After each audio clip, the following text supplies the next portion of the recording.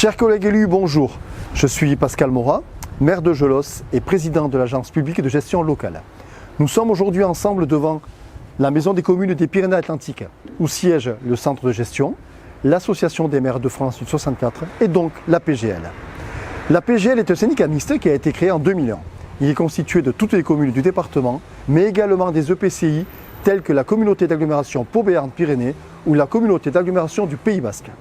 La PGL est constituée de 5 services. Vous avez d'abord le service administratif et financier. Ensuite, vous pouvez faire appel au service du numérique. Vous avez également le service de l'urbanisme, le service de l'architecture et du patrimoine, et enfin le service qui vous parlera de réseau, de voirie et d'aménagement. Si vous le voulez bien, je souhaiterais mettre à l'honneur 2 termes. Le premier qui me tient à cœur, c'est la mise à disposition. En effet, lorsque vous faites appel à l'agence publique de gestion locale, il faut savoir que vous, élus, vous avez ces services à votre disposition et tous les agents sont sous votre autorité. C'est un point important. Ensuite, le deuxième point, c'est la mutualisation.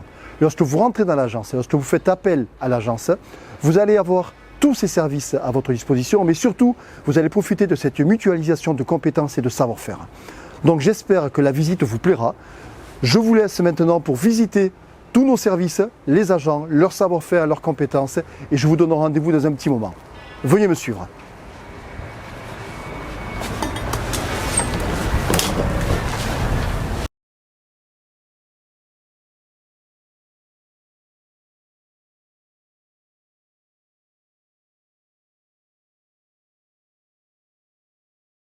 Donc Bruno Carrère, je suis maire de la commune du Staritz, une commune qui compte environ 7500 habitants, qui est située dans la proximité immédiate de l'agglomération bayonnaise.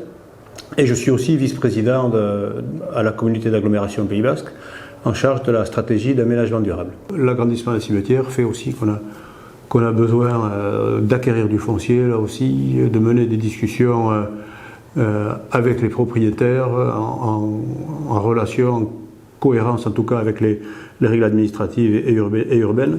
Voilà, donc c'est aussi un sujet sur lequel on travaille avec le SIA pour mettre en place les procédures de récupération de caveaux, de tombes, pour faire des acquisitions foncières, pour en fait avoir des cimetières qui soient à la fois à la taille de la commune et aussi qui correspondent aux nouveaux rites funéraires, puisque les caveaux d'autrefois, pour des grandes familles, c'est terminé. On a des cavures, on a des columbariums, et voilà. Donc il faut adapter notre réponse aux besoins de la population. Au titre des fonctions de maire, on a régulièrement recours au service de la PGL, en particulier du service intercommunal administratif. Donc à titre d'exemple, on les a sollicités une quarantaine de fois l'année dernière. Alors, on est une commune qui est relativement structurée, on compte 70 agents, donc on a un service technique, on a un service ressources qui comprend des financiers, mais malgré tout, vu la technicité des dossiers qu'on mène dans une commune comme nous, on a vraiment besoin de spécialistes d'apport technique et juridique et vraiment étayés, qui font que les agents se tournent pas naturellement, mais assez régulièrement en tout cas vers le SIA de la PGL. Si on était une petite commune, je suppose qu'on aurait encore plus besoin des services du SIA. Je m'imagine que si je n'avais pas cette ressource interne, je ferais appel plus régulièrement pour les projets communaux au SIA. Donc je suis Jean-Marie Berchon, je suis maire de la commune de l'Estelle Bétaram depuis 2001, 20 ans. Voilà. Ça fait un petit bail, c'est mon 4e mandat. Je suis aussi vice-président de la commune du Pays de Naï. Ma commune est une petite commune de 900 et quelques habitants, qui a la particularité d'être une commune touristique. Ça, c'est des projets, mais c'est aussi les services au quotidien rendus par les services administratifs de la PGL qui comptent beaucoup pour une maire d'une petite commune comme nos communes rurales, parce que ben voilà, on est aux manettes. On a un secrétariat excellent, j'ai une secrétaire excellente qui est compétente, qui connaît bien son métier, et qui s'y investit beaucoup. Mais on reste une petite commune, donc on n'a pas les soutiens qu'ont les grandes villes. Et pour nous, c'est essentiel, ce partenariat avec la PGL, ça nous permet de faire face, je veux dire, aussi bien à des problèmes quotidiens ou à des questions quotidiennes qu'à des montages de projets. Donc on l'apprécie, enfin je l'apprécie beaucoup, mais je sais que mes collègues aussi apprécient beaucoup ce service intercommunal. Et nous aussi, enfin moi, nous aussi élus, on n'hésite pas, et en particulier, je pense, question finance, hein, avec Samir Melouki, que je consulte régulièrement quand il s'agit de faire des projections financières sur des projets à long terme, comment on intègre ça dans le budget de la commune, ou quelquefois une aide à monter le budget annuel, le BP. Et donc c'est une relation, une collaboration, je veux dire, qui se fait de manière très spontanée, et je ne peux pas dire à quelle fréquence, en tout cas de manière assez fréquente. Et là aussi, c'est un soutien très très important, quoi. Je me demande comment on pourrait fonctionner sans la PGL. Voilà. Je ne sais pas, franchement, non, c'est assez. C'est vrai que c'est un soutien quotidien dans tous les domaines, et au fur et à mesure de travailler ensemble, ça crée des relations, des liens de sympathie, donc c'est bien, très bien. Pour moi, ça fait partie. Heureusement qu'il y a ça pour nous épauler dans la fonction, parce que c'est pas toujours facile. Bon, ça c'est comme dans toutes les fonctions, hein. Mais c'est un bon appui, très bon appui.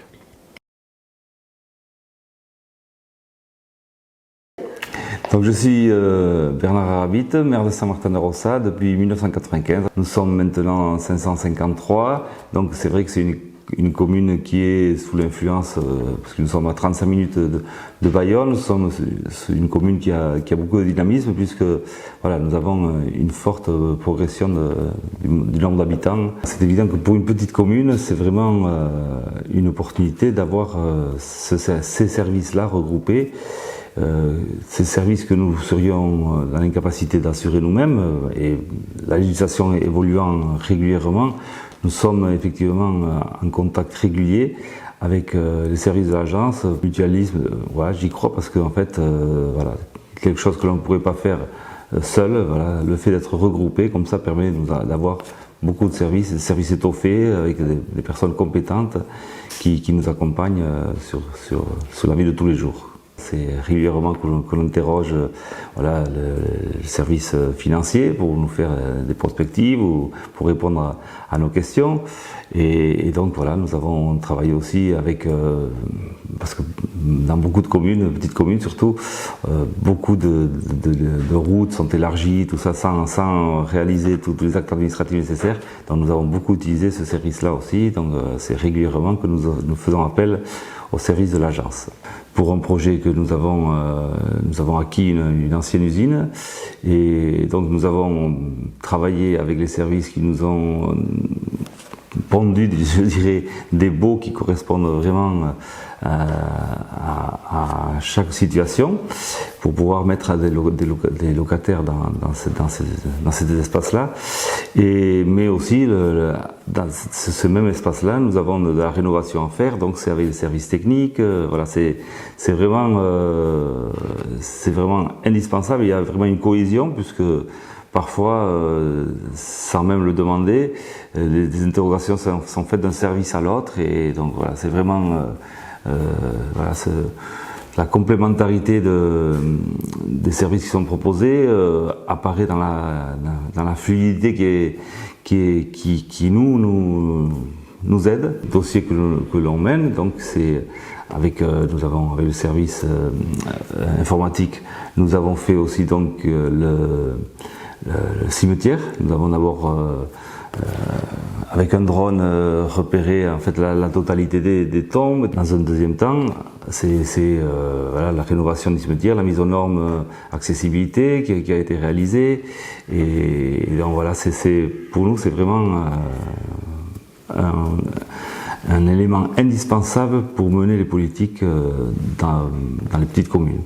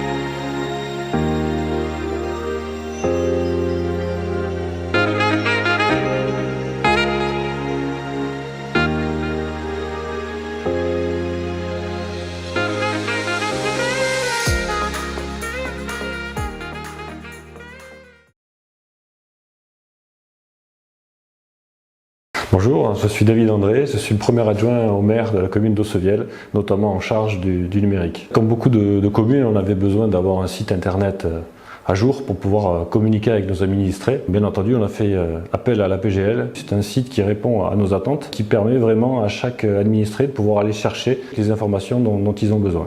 On voulait un site effectivement qui soit à jour et qui soit responsive design. Et aujourd'hui, on sait très bien que beaucoup de personnes vont, notamment depuis leur smartphone, chercher de l'information. Il nous paraissait impératif de pouvoir consulter le site depuis son téléphone. On a des retours positifs. Les administrés vont très souvent sur le site chercher de l'information, notamment parce qu'il est interfacé avec une application de type communication directe, c'est-à-dire intramuros, qui permet à nous de pousser de l'information sur cette application et qui est automatiquement répliquée sur le site. Ça permet en une fois de diffuser une seule information. Deuxième partie aussi, pour les parents qui ont les enfants à l'école, ils peuvent, grâce à une rubrique, déclarer leur enfant à la cantine, déclarer leur enfant à la garderie, déclarer leur enfant au bus. Tout ça se fait depuis le site, via des formulaires. Nous, on se cantonne à mettre de l'information à jour au niveau basique, c'est-à-dire du texte ou pousser des photos. Et dès qu'on a besoin d'une mise à jour un peu plus technique, on fait appel à la PGL. Effectivement, les services sont réactifs et ça nous permet d'avoir un site continuellement à jour. Et c'est une très bonne chose pour la commune.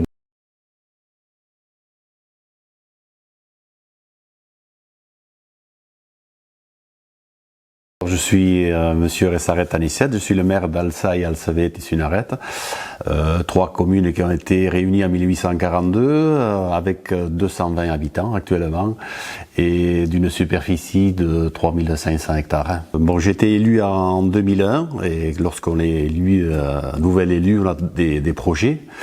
Et voilà, j'ai fait appel à la maison des communes puisque nous étions adhérents déjà à l'époque. On en était très contents au départ.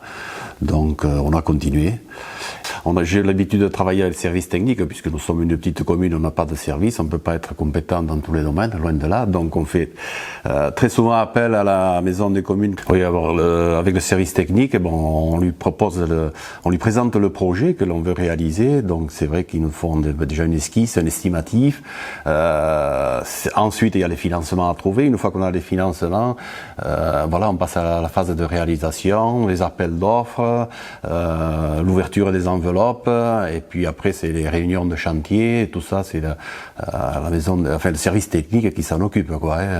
Pour nous c'est un partenaire idéal et on ne peut pas s'en passer actuellement. Je suis Marie-Pierre Burcassou, je suis maire de Guétary. Depuis 2017, j'ai pris le mandat en cours à la suite de la démission de mon prédécesseur. Et puis, je suis repartie pour un tour en 2020. Alors actuellement, donc on est en cours le chantier est quasiment terminé, de réhabilitation de salles d'animation qui se situe sous la mairie. Au préalable, alors pourquoi moi je me suis rapprochée de la PGL, tout simplement parce que mon prédécesseur avait mené deux chantiers avec cet organisme et puis ça s'était très très bien passé et donc et que un pré-projet avait déjà été fait.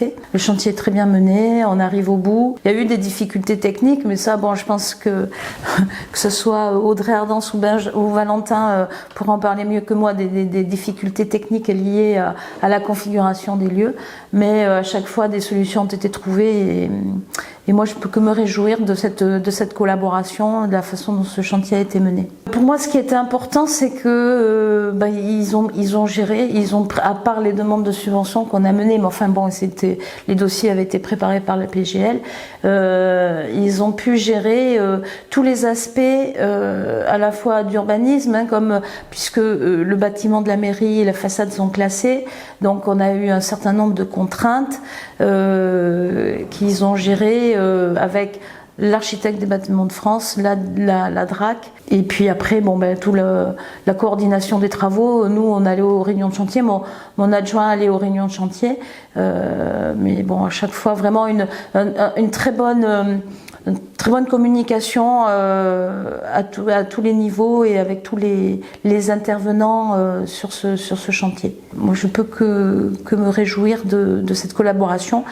Et je pense que si j'ai d'autres chantiers importants, je me retournerai de nouveau vers la PGL.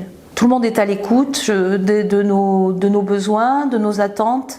Juste dire que, effectivement, pour une petite commune avec des ressources humaines relativement limitées et techniques, pour moi, c'est une ressource essentielle. Les techniciens ont fait le déplacement. Au téléphone, on avait des contacts faciles et non, franchement, voilà, tout s'est bien passé. Bernard Orisset, je suis maire de la commune de Lédèche depuis le mandat de 2014, c'est mon second mandat. Et j'ai eu le privilège ou la mauvaise aventure d'avoir un feu criminel dans notre école. Et l'école donc qui a été entièrement détruite. Dans le mercredi matin, le lendemain de l'incendie, j'étais un peu désemparé, je ne savais pas quoi faire. L'agence, par le biais de Manuel Deleur et Emmanuel Soumireux, ont appelé pour savoir ce qui s'était passé. Donc ils ont dit on va vous aider pour voir ce qu'on peut faire. François Aguet, le directeur de l'agence, m'a appelé pour me dire on met tout en place si tu as besoin. C'est ce qui faisait chaud au cœur. Et à partir de là, il est rentré un grand moment de solidarité avec l'agence, que ce soit le service technique ou le service juridique ou financier de l'agence, qui a mis tout en œuvre pour nous aider, parce qu'on était vraiment perdus, on ne savait pas quoi faire, parce qu'il y avait tout à reconstruire, il y avait 120 élèves à reloger, 2 ans d'investigation pour trouver des budgets. Et là, donc là, c'est le service financier de la Maison des communes, avec Samia Milouki, qui est venu plusieurs fois nous rencontrer. Ensuite, il y a eu le montage des dossiers de subvention, qui ont été très compliqués, puisqu'on était reçus par le service de l'État. Il leur fallait le dossier pour le lendemain matin. Et là, Emmanuel Deleur a mis tout le monde sur le pont, au niveau de la Maison des communes. Le soir même, à 19h30, Emmanuel Deleur m'a amené le dossier en mairie. Et le lendemain matin, à 9h, la sous-préfecture avait tout le dossier complet pour demander une subvention. Derrière, il a fallu chercher des subventions au niveau de l'État, puisqu'on n'avait pas bouclé le budget avec les assurances. Donc c'était très compliqué. Donc soit le service juridique, besoin de communes ou financiers nous ont aidés à monter les dossiers. Que ce soit la collectivité ou le maire, on ne serait jamais arrivé. C'était pas possible d'y arriver seul. Il fallait absolument le faire, que quelqu'un nous aide. Il a fallu reloger les enfants, donc c'était 575 mètres carrés de bungalow à mettre en place. Donc ça c'est pareil, les services de l'État, les services du SDIS étaient très réticents à accepter ce type de structure, qui ont duré 3 ans. Donc là, que ce soit le service architectural de chez vous, le service juridique, nous ont beaucoup aidé à faire des plans rapidement, et, en 48 heures, à remplir des dossiers pour le SDIS, pour les services de l'État, la DDTM, tout ça donc demandait beaucoup de choses qu'on était incapables de mettre en place. Et là, tous les services de la Maison des communes, dans sa globalité, ont vraiment répondu présent. Et par solidarité, parce que derrière, il y a quand même tout ça, ça avait un coût. Et aujourd'hui, on sait très bien que ce que nous avons payé est vraiment en dessous de ce qu'aurait coûté la prestation si on avait dû la faire par quelqu'un d'autre. Il fallait donc la reconstruire. Bien sûr, on s'est retourné vers la maison des communes, le centre la PGL. Et nous avons sollicité Emmanuel Soumireux Artiga comme architecte qui a déjà travaillé pour nous pour la salle des fêtes. Et Tonion Assoael qui travaille avec nous, ce qui a été fait. Et nous voulions travailler avec des matériaux nobles. Donc on a travaillé avec beaucoup d'ardoises qui arrivent de la société Copa. Ensuite, on voulait travailler beaucoup avec du bois. Donc l'intérieur, nous avons mis beaucoup de hêtres des Pyrénées. Donc ça, on a travaillé avec les communes forestières des Pyrénées-Atlantiques, donc de manière à faire toutes les menuiseries en bois des Pyrénées. Ensuite, nous avons gommé les défauts de l'école, une école qui n'était pas très vieille, puisqu'elle datait de 1985. Et donc, on dit toujours qu'il faut faire 2 maisons pour en faire une bien. Donc, on a gommé les défauts et on a fait aujourd'hui une école qui est la sensation de tout le monde, et de moi en particulier. Le corps enseignant a beaucoup travaillé avec nous, et l'architecte. C'est vraiment un travail d'équipe, le personnel communal, les enseignantes, le service de la mairie, les élus, de la commune aussi, bien sûr. Cette école, qui d'ailleurs a été reconnue comme une école très écologique, on est vraiment dans tous les critères optimaux pour dire que c'est une école qui est vertueuse en termes de phonique, de thermique et écologique. Moi, en tant qu'élu et mon adjointe Sandrine, on est très content du travail qui a été réalisé par l'ensemble des services de la maison des communes, que ce soit le centre de gestion ou la PGL. Donc c'est un travail qui est reconnu par tous. Et la preuve, le jour de l'inauguration, tout le monde a admiré et applaudi cette école. C'est un travail qui sert aux communes, complet, que ce soit du juridique, du financier et architectural. Et sans ces services-là, on ne serait jamais arrivé à un tel résultat. Victor Dudré, je suis maire de la commune de Rontignon. Je suis dans mon 2e mandat. Donc, nous sommes ici à l'école maternelle de Rontignon, qui fait partie du regroupement pédagogique intercommunal que nous avons avec Narcastet, qui est là, cette commune ayant le primaire. Donc le programme, très simplement, c'est quelque chose qu'on a commencé dans le mandat précédent, en 2015, où on s'est aperçu qu'on n'avait pas les infrastructures nécessaires en termes de qualité et puis de quantité pour pouvoir répondre aux besoins futurs des 2 communes. Donc nous avons tout d'abord, avec le concours du CAUE, monté une expression de besoin pour aller chercher un maître d'œuvre. Nous avons fait un petit concours et nous avons recueilli un maître d'œuvre pour faire notre travail, sachant que ce programme-là était en 3 étapes. La première étape était faite pour régler l'essentiel, on va dire ça, tout ce qui est chauffage, réseau, cantine, espace sommeil, et puis un peu d'adaptation des locaux. La deuxième phase était prévue pour l'agrandissement de l'école, et notamment créer une espèce de salle d'éducation physique adaptée à l'école maternelle. Et puis la dernière partie, c'est la 3e classe.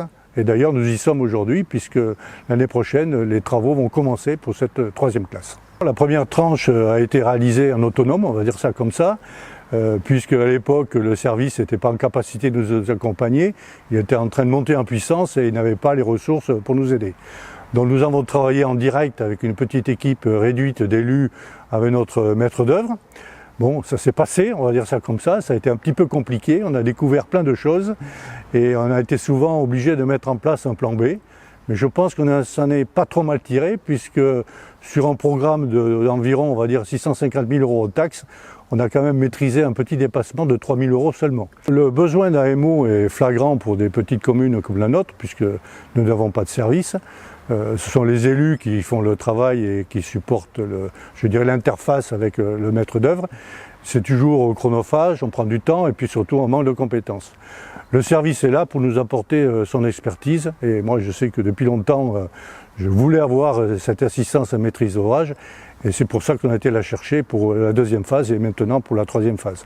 C'est du confort pour la commune tout simplement. L'assistance à maîtrise d'ouvrage, en fait, on a été la chercher auprès du service intercommunal du patrimoine et de l'architecture de l'agence parce qu'on a besoin de cette expertise dans tous les domaines de suivi du projet. Ça commence dès le départ, la conception, la recherche des financements, toute la partie administrative, la vérification de ce que nous propose le maître d'œuvre. Et en fait, ça permet de contrôler la maîtrise d'œuvre tout au long de l'élaboration du projet. Cette expertise, on ne l'a pas. Ces compétences, on ne les a pas au sein de la commune.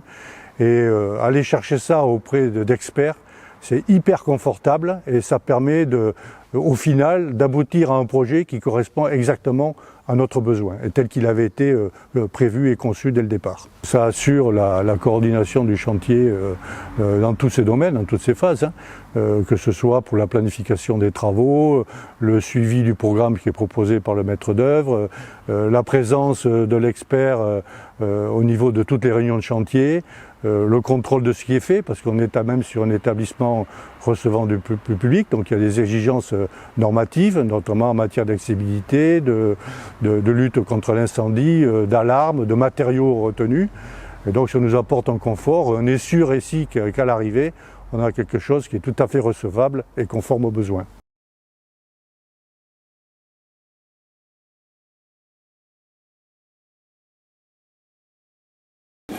Michel Iribarin, commune d'Itsassou, maire d'Itsassou depuis donc une année, depuis juin 2020.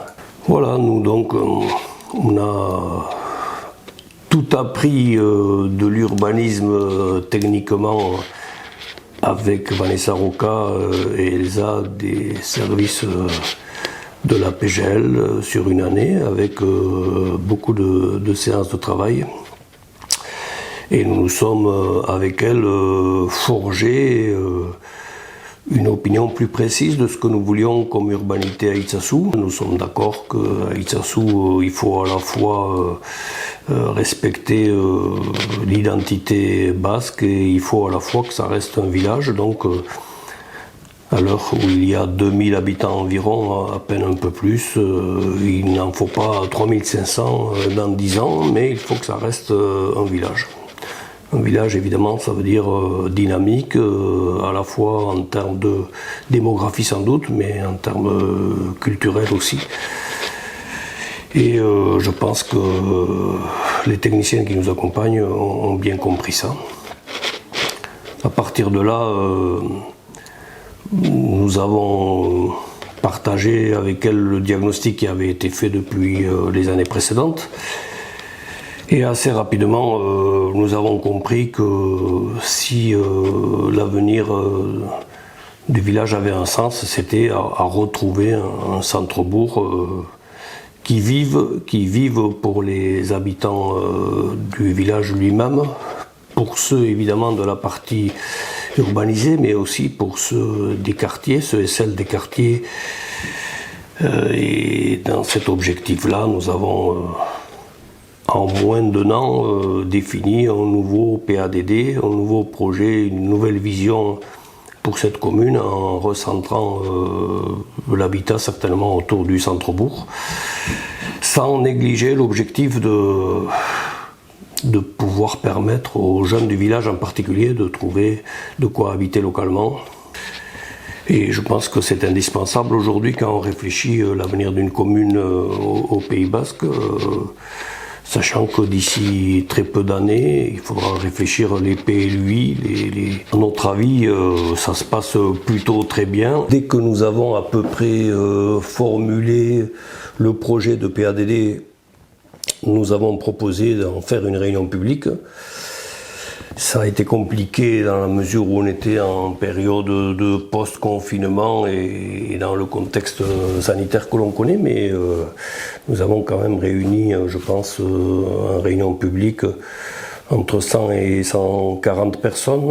Et puis finalement, fin de printemps 2021, nous avons fait le choix d'engager un plan guide avec donc un travail de concertation avec les habitants, accompagné ici également par Vanessa et Elsa, pour que des habitants qui s'intéressaient au devenir du village viennent partager les ressentis sur à la fois les parties bourgs et les parties quartiers de la partie urbanisée du village, pour arriver à formuler ensemble et dans ce cas-là assez généralement confirmer ce que nous avions présenté dans le PADD. Donc cette partie plan guide a encore quelques étapes à venir, mais je pense qu'elle a été un temps fort de la concertation et de la diffusion du projet de PLU pour Itsassou.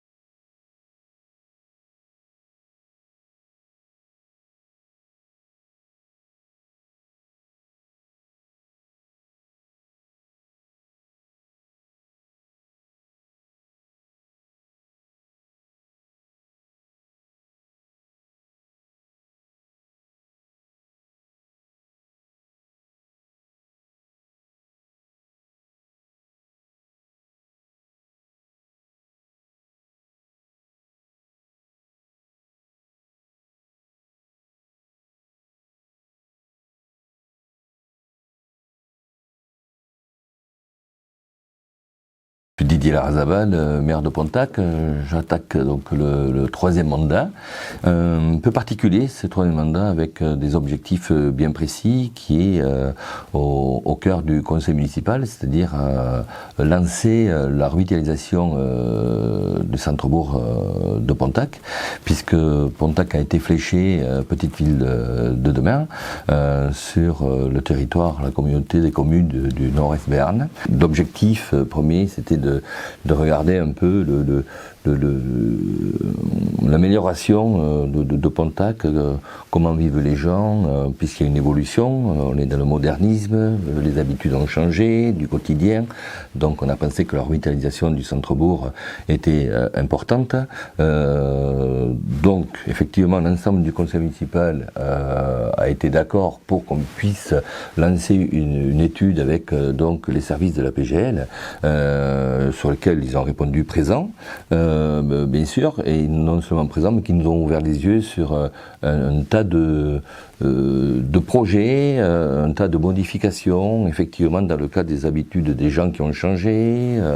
On a pu travailler sereinement avec des gens qui ont un esprit d'ouverture, évidemment, c'est leur métier, puisque nous, Pontac, c'est une petite ville qui a 3000 habitants, donc on n'est pas armé de services qui peuvent répondre à ce genre de questionnement, parce que c'est quand même un investissement lourd.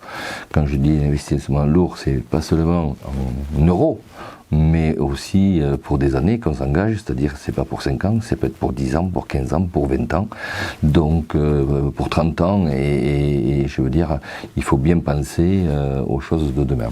Et le service de la PGL nous a accompagnés sur des premières réunions où on a défriché, carrément, tout le monde s'est exprimé autour de la table, qu'est-ce qu'on pensait, comment on voyait les choses, et la PGL a été... je dirais une bonne béquille pour nous, un gros soutien, puisque intelligemment ils nous ont écoutés, ils ont écrit et ils sont revenus vers nous pour nous dire ce qu'ils pensaient de notre réflexion, de notre synthèse. On nous ont demandé d'interroger nos administrés, les Pontacaises et les Pontacais, auxquels évidemment nous avons réagi immédiatement, puisque nous avons interrogé des membres d'associations de tout âge, parce qu'il y a aussi les gens qui ont un certain âge, qui ont un vécu.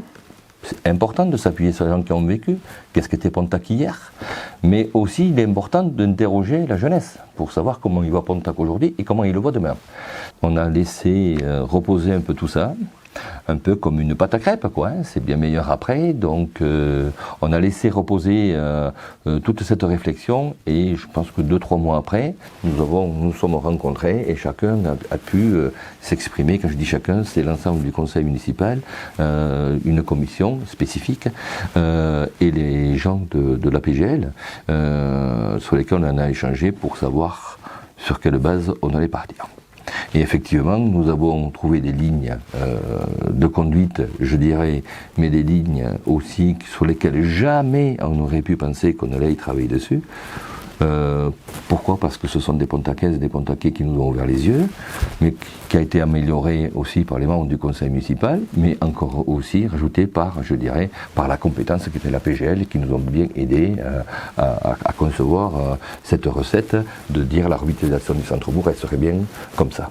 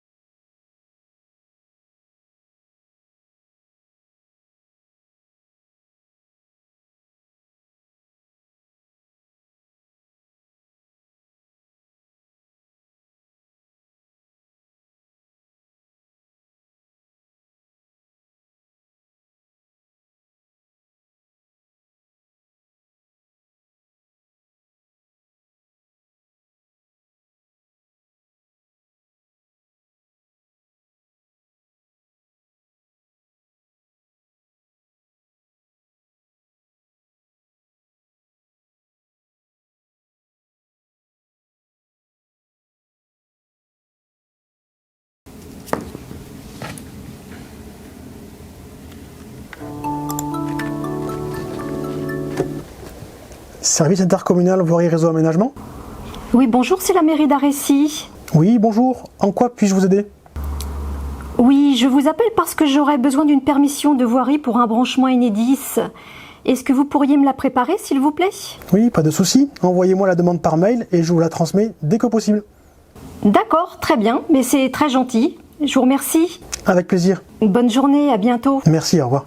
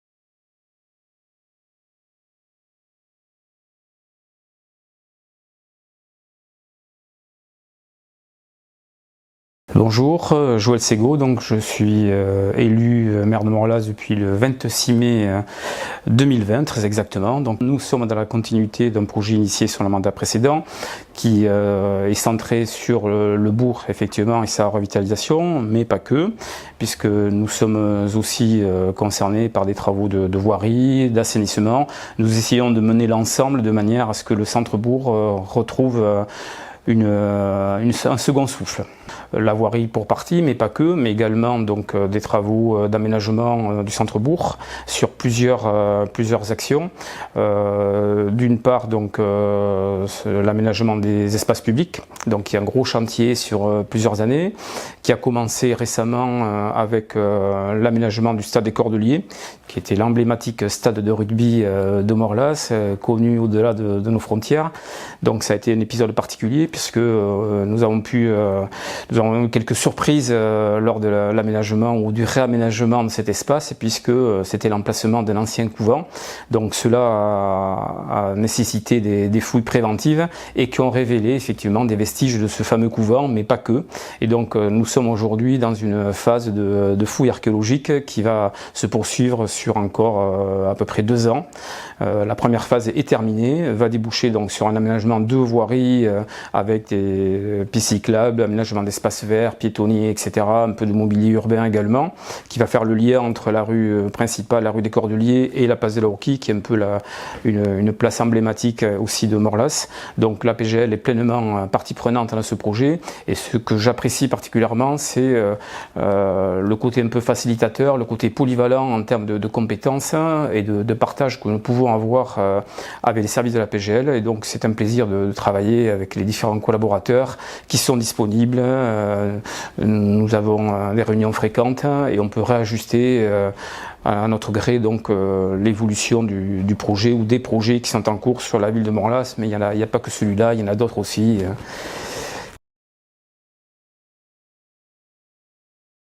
Donc je m'appelle Christelle Mange, je suis élue de la commune de Chérotte, donc en Soule, donc je suis élue depuis 2008. Nous avons collaboré en fait chaque année, puisque nous avons au fur et à mesure réaménagé l'ensemble du bourg avec la PGL, sur tout l'espace qui nous entoure, jusqu'à la départementale. Et ensuite on a travaillé donc sur l'aménagement de la traversée du bourg, aménagement sécurisation. Vers la PGL, c'était de travailler avec un partenaire qui était était neutre au niveau du territoire et qui allait vraiment défendre les intérêts de la commune. Et c'est ce qui s'est avéré voilà, avec toutes les années qui ont suivi. On a aussi un interlocuteur qui écoutait vraiment nos besoins, qui savait aussi nous conseiller et qui offrait une offre aussi complète de services depuis l'origine du projet, avec l'écoute, la réalisation de plans et tout le suivi de chantier jusqu'à la réalisation. Nous avons confié à la PGL un nouveau projet qui est l'aménagement aussi d'une rue qui est assez traversante sur le territoire. Et donc on a en ce moment un des architectes qui est en train de plancher pour nous. Je m'appelle Jean-Marie Fritsch, je suis élu de la commune de Bescat et je suis président du syndicat d'eau potable, le syndicat intercommunal d'eau potable de la vallée d'Ossau, au service de la PGL depuis plusieurs années pour différents types de prestations. Par exemple, des prestations d'appui administratif et juridique en ce qui concerne par exemple le suivi de la DSP, de la délégation de services publics de distribution d'eau.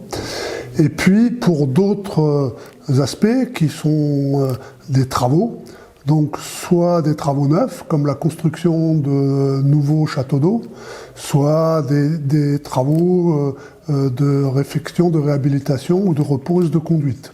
La PGL, pour nous, élus et syndicats d'élus, a l'avantage d'être multidisciplinaire, si on peut dire, c'est-à-dire d'avoir des compétences qui vont de la compétence technique très pointue concernant des ouvrages ou des conduites ou des systèmes de production d'eau, jusqu'à des compétences plus administratives et juridiques, par exemple les aspects de servitude ou les aspects liés à l'établissement d'un contrat de délégation de service public, pour lesquels évidemment l'assistance que prodigue la PGL nous a toujours été très très utile, quoi.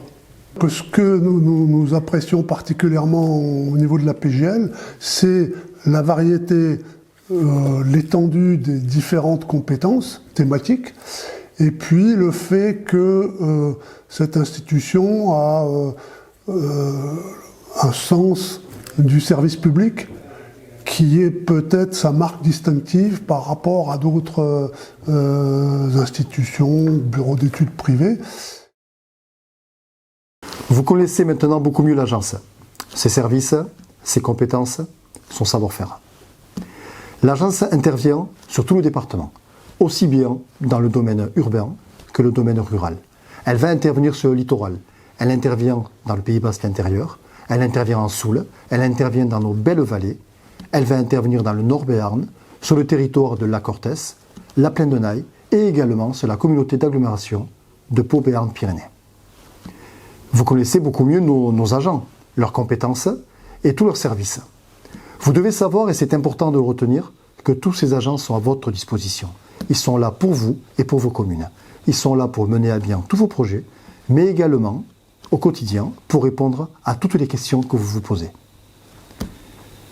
Nous vous avons présenté l'agence, elle est à votre disposition. N'hésitez plus, venez nous rendre visite.